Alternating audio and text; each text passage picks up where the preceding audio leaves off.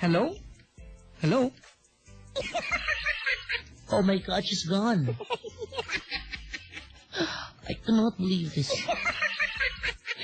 My caller is gone. Mga kaibigan, nagantay po sa kabilang line yung caller na yan. So, nararapat lamang na balikan natin, tawagan po natin siya. Ayan, Siam, kung nakaantabi ka dyan sa iyong bahay, huwag mo munang gamitin yung telepono, tumatawag kami sa iyo ngayon.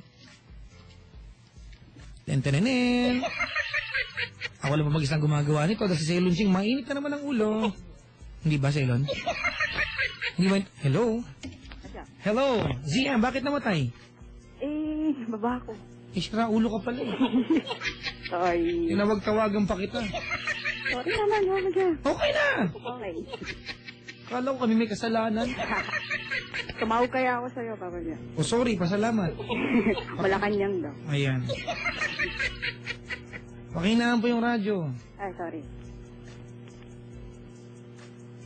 Hello? Ayan, lakasan mo. Dikit mo sa labi yung phone, please.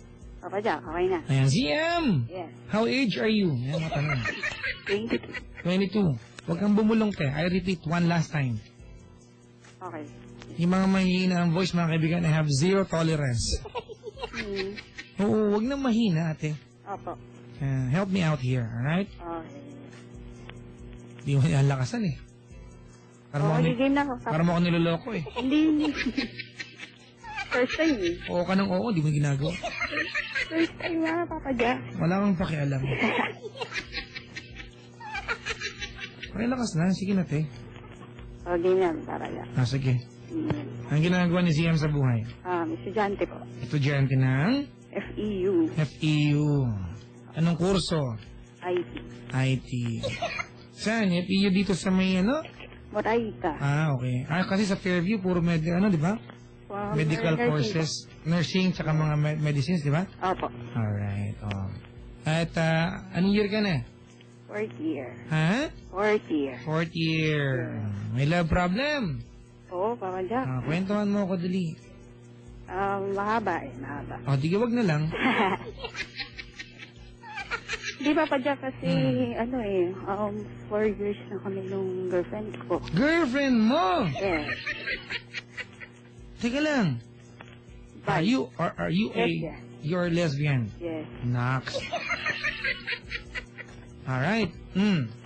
Ayun nga po, nag-break kami nung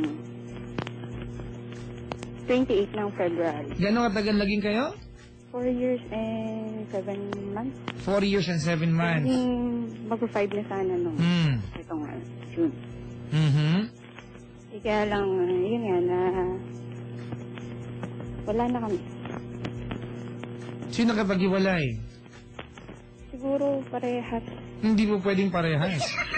Hindi. Meron lagi nag-initiate niyan. Hindi niyo sabay naiisip yan. Siya po, Papa. Siya nakipag-iwalay. Yes, parang sabi niya, gusto daw niya ng freedom.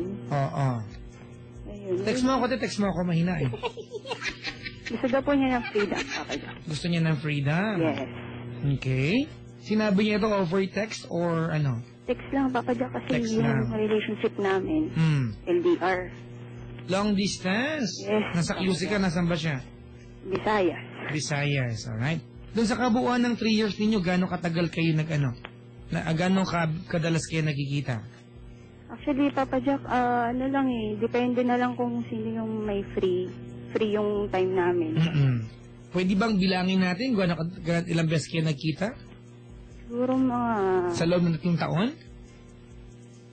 Kung ako yung pupunta doon, 1 beses. Pero siya, kapag hindi ako pwedeng pumunta doon, siya naman yung pumupunta dito. Ilang beses ka nagpunta sa kanila? 1 beses. Ilang beses ka nagpunta ng Maynila? Mga 4. So, sa kabuuan ng 3 taon, nasa 6 na beses lang kayo nagkita? Opo. Okay. Ayun nga po, kasi through po kami, clan nagkakilala po. Yun na naman, mabuhay ang mga clan, ha? Makapag-register nga dyan. Sino ba ang mga... May kilala ba kayong founder ng clan, mga kaibigan? Ma-experience ko man lang. Kasi I am a person completely against clan, mga kaibigan. Feeling ko ito ay lugar para magkita-kita at karamihan na nag-eyeball may nagaganap. Yan ang general impression ko dyan, mga kaibigan.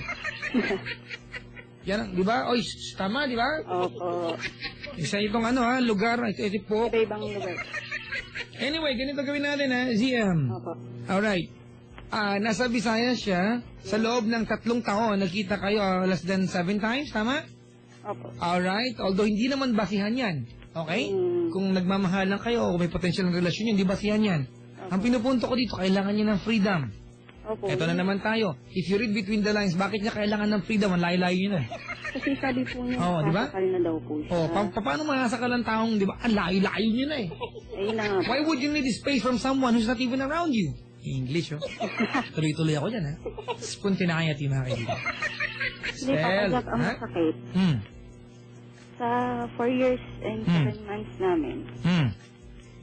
40 years ba? 40 years? 4 years, Papa Jack. Alam ko 3 years. Sorry, bingi lang. 4 years and 7 months. Kasi sa 4 years and 7 months na yun, Speak louder. marami na ako nakita. Parang prueba na Hindi naman sa actually na sinasabi ko na totoo yung mga nakita ko. Pero, sinasabi niya na na friends daw niya. Friend daw niya yun. Kumbaga, you had all the reasons to doubt her. But yet, di ba, but yet you chose to believe her all those times.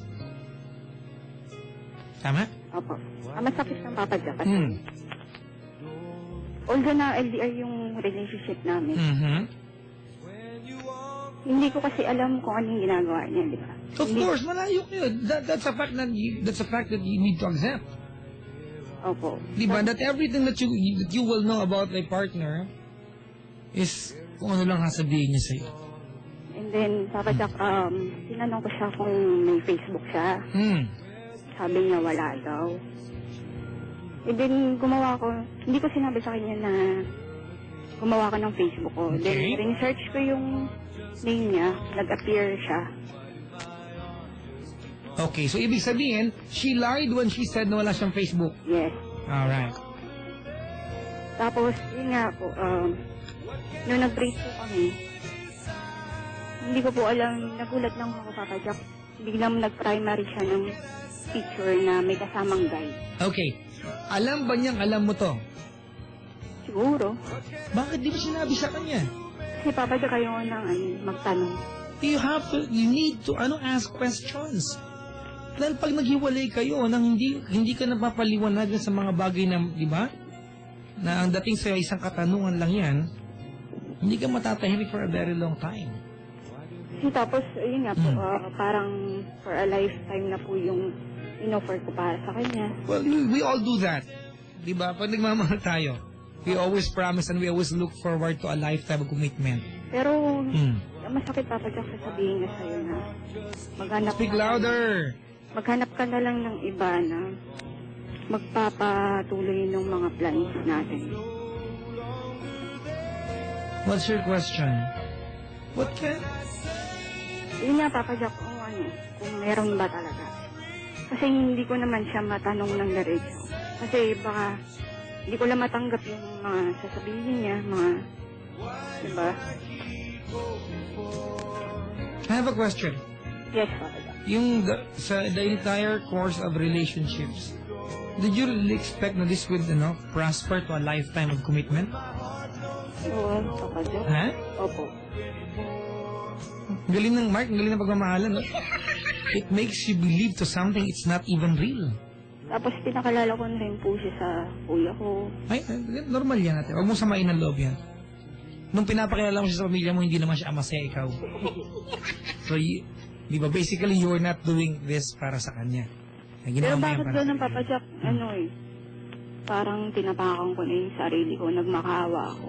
Ganun talaga. Nag-wing her back. Ha? Pero, parang yung mabalik lang siya, ganun. Paano pag di ka talaga niya mahal?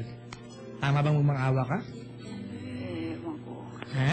Hindi ko po alam, Papa Jack. Yun ang point ko, di ba? Whatever and however you feel para sa kanya, it doesn't really matter now. What matters a lot is kung ano ang nararamdaman niya sa'yo. Kahit pamahal na mahal mo siya, kung ayaw na niya, wala kang magagawa. And then, Papa Jack, sabi pa nga niya, sa akin, parang nasasakal na daw siya, na parang Ikaw, ZM? Yes, Papa You Jack. know, signs are pointing to only one direction. Opo. Meron siyang iba. Nakita mo na sa Facebook yan, di ba? Opo. Saka yung mga comment din po doon, although hindi ko po naiintindihan. Alam mo na nararamdaman ko po na may something. Okay, bakit di yung patanggapin? Masakit yan, pero bakit parang in denial ka pa rin? Hindi, Papa Jack, ano lang siguro yun, masakit pa rin para sa akin kasi 4 years yun. Kumbaga parang buong buhay ko siya, sa kanya lang talaga. Hindi totoo yan, di buong buhay. Ilan tama, 22, 4 years? Hindi buong buhay ang 4 years. Hindi, kumbaga yun, kung ano yung long nung tagal ng namin, relationship namin. Pinaikot mo sa kanya yung mundo mo. Opo. To the point na nawalan ka ng identity. Yes. Masaklap dyan mga kaibigan. When you are with someone, you tend to lose your identity. Nawalan ka na ng bagay na gusto. Ang gusto mo na lang yung gusto niya. Di ba, Makmak, no? Ganun yun eh. Alright, ZM. Yes, Papa Jack. You are confronted with only one option here. No choice ka na dito. Ayaw na niya, you have to let her go. Pero Papa Jack, gumawa ko ng letter, parang goodbye letter sa kanya. Para sinabi ko lahat ng nararamdaman ko. Then, sabi ko nga sa kanya. Nasaan na yung sulat? Nasa email na niya. Nasa? Email na niya. Sayang, sana basahin natin on air ngayon. Mahaba, Papa Jack. Wag na lang. Pero dahil baka nakaanta ba siya? Asan ba siya banda?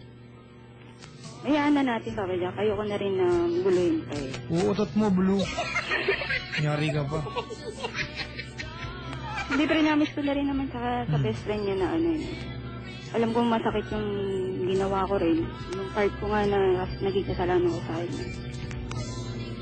Tama na yung kung ano yung hingin niya, bibigay ko na lang. Good! Do you have another question? Nung Papa Jack, yun na gumawa ko ng letter, parang goodbye letter. Then, nag-reply siya. Ano sabi niya? Okay ka na. Daw, I miss you so much, sabi niya ako. Tapos, Ano sabi niya, ano? miss na daw po niya ako. Mm-hmm. And then, sabi po niya, hindi ko naman ginigive up lahat. At yung pakikipag-kaibigan ko sa'yo, sabi ang gano'n. O di sabihin, friends na lang talaga. Parang sabi pa nga niya, Papa Jack, ayoko mawala ka. Sabi niya, gusto ko pa rin nandiyan ka pa para sa akin. Sabi niya gano'n. Okay. And then, dun po sa mga ibang text po niya sa akin noon, Papa Jack, sinasabi po niya, panahon lang ang makakapagsabi at hilom nung sugat na naramdaman namin pareho. Pero yung sabihin po niya na gano'n, parang hindi ko po matik na sa 4 years na yun. Na ano hindi mo tanggap doon? Yung parang yun nga po na nawala po siya, nang biglang gano'n. Ano ka ba? ZM! Oh. Kung bubuksan mo ang mata mo, this is a long time coming, na problema, di ba? Matagal na siyang wala sa'yo, kinailangan lang i-confirm niya sa'yo to. Pero hindi naman po siya nagsasabi, Papa Jack. Well, yun nga ang sinasabi ko eh. Mo siya. Yung pagkawala niya sa'yo, unti-unting paglayo niya, matagal na nangyayari ito. Ngayon mo lang na-confirm. Ganito, ZM. Opo. Alright. Yung sinasabi niya sa'yo na, ZM, huwag ka mawawala sa akin, she's just being humane. Nagiging makatao lang siya. At some point, kahit pa paano, ayaw niya na sobrang sakit sa iyo yung mangyayari. Ayaw niya paramdam na she is completely abandoning you. Na kahit pa paano may attachment kayo as friends. Diba? Because that's the least that she can do for you. Pero ang bottom line nito, iisa lang, iniiwan ka na niya.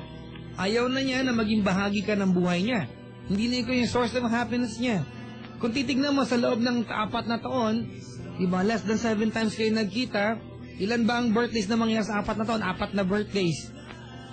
Tag-isa kayo, 8 birthdays yan. 8 birthdays, 4 na Christmas, 4 na Valentine's Day, 4 na mahal na araw.